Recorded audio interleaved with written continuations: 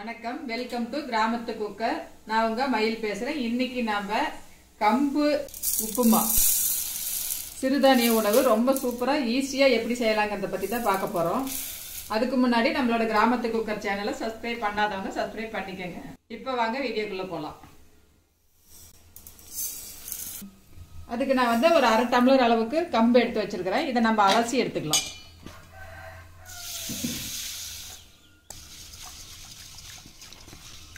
இதுல கல் இருக்கும், பார்த்துட்டு அதுக்கப்புறமா நம்ம அலசிக்கங்க. நான் சுத்தம் பண்ணி தான் வச்சிருக்கிறேன். இதை வந்து நம்ம 2 தரம் கழுவி எடுத்துக்கலாம்.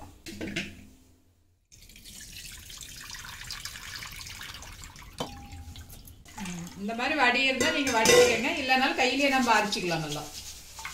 இப்போ நம்ம இதே பாத்திரத்தில் போட்டு வேக வச்சு எடுத்துக்கலாம். இப்போ பாருங்க, அரை டம்ளர் கம்புக்கு ஒரு சொம்பு தண்ணி ஊற்றுறேன். இது வந்து 1/2 லிட்டர் அளவுக்கு. இதை சேர்த்து நல்லா வேக வச்சுக்கலாம். கம்பு நல்லா வெந்துட்டு இருக்குது பாருங்க. இது ஒரு 3 நிமிஷத்துலேயே இந்த அளவுக்கு வெந்துருச்சு. இது நல்லா மலர்ந்து வர வரைக்கும் நம்ம வேக வைக்கணும். கம்பு நல்லா வெந்து வரட்டும். அதுக்குள்ள நம்ம அதுக்கு தேவையான வெங்காயம் பச்சை மிளகாய் நறுக்கி வச்சுக்கலாம். சிறுதானிய உணவுனாவே ரொம்ப கஷ்டங்கிற மாதிரி யாருமே இப்போ அதிகமாக செய்யறது இல்லை. இந்த தனியாக இருக்கிற பிள்ளைங்கெல்லாம் வந்து இது பெரிய விஷயம் அப்படிங்கிற மாதிரி நினச்சிக்கிறாங்க. ஆனால் இது ரொம்ப சிம்பிளாக ஈஸியாக செய்யக்கூடிய விஷயம்தான்.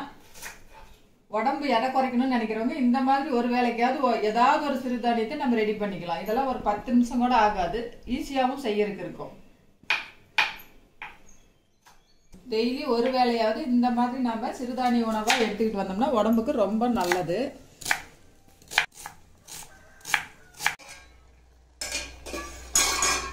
இப்போ பாருங்க எந்த அளவுக்கு மலர்ந்து வெந்து வந்திருக்குதுன்னு. உங்களுக்கு இடையில தண்ணி பத்தலைன்னா கூட இன்னும் கொஞ்சம் ஊற்றி கூட வேக வச்சுக்கோங்க.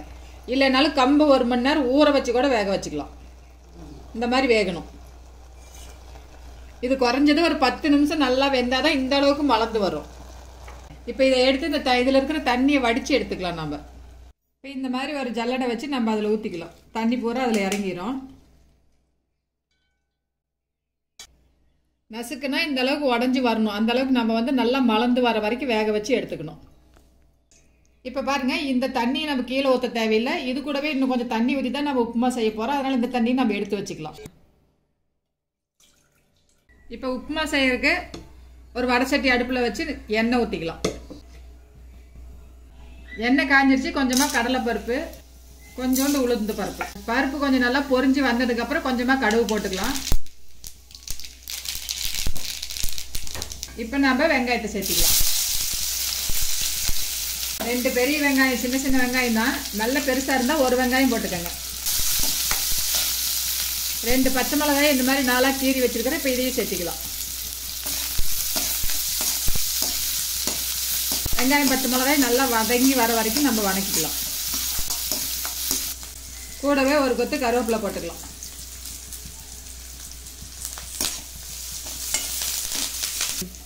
இப்போ உப்புமாவுக்கு தேவையான அளவுக்கு கல்லுப்பு.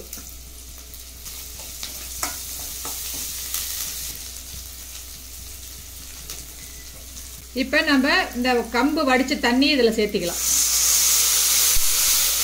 இப்போ இந்த உப்புமாவுக்கு 1/2 டம்ளர் அளவுக்கு தண்ணி ஊற்றணும். நம்ம ஏற்கனவே கம்பு தண்ணி கொஞ்சமாக ஊற்றிருக்கிறோம். இதில் கொஞ்சம் கம்மியாக தான், 1/2 டம்ளர் கொஞ்சம் கம்மியாக ஊற்றுறேன். இது நல்லா கொதிச்சு வரட்டும். இப்போ உப்பு சரியா இருக்குதான்னு பார்த்துக்கங்க. இது நல்லா கொதிச்சு வரட்டும். இப்போ பாருங்க, நல்லா கொதி வந்துருச்சு. நம்ம ஊற்றின தண்ணி கொஞ்சம் ஒரு 1/2 டம்ளரில் வந்து ஒரு 1/4 டம்ளர் சுண்டுற அளவுக்கு கொதிக்க வச்சுக்கலாம். அதுக்கப்புறம் இப்போ நம்ம வடித்து வச்சு இந்த கம்பை சேர்த்திக்கலாம்.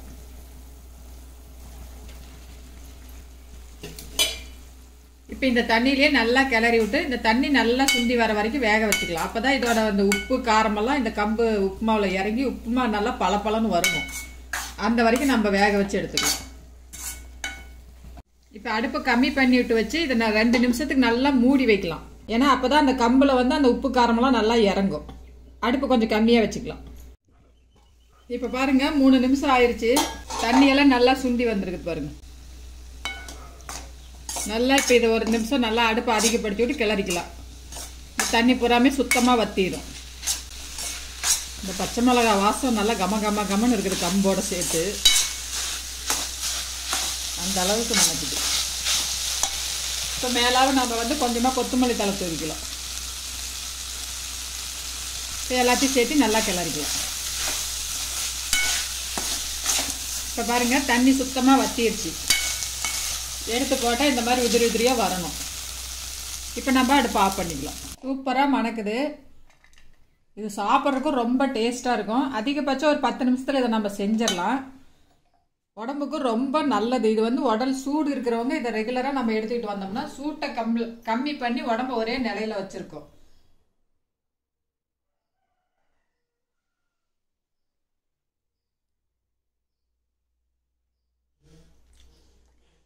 ரொம்ப சூப்பராக இருக்குது. நீங்களும் இந்த மாதிரி ஒரு தடவை செஞ்சு பாருங்கள். செஞ்சு பார்த்துட்டு எப்படி இருக்குதுன்னு உங்கள் கமெண்ட்ஸை சொல்லுங்கள். நன்றி, வணக்கம்.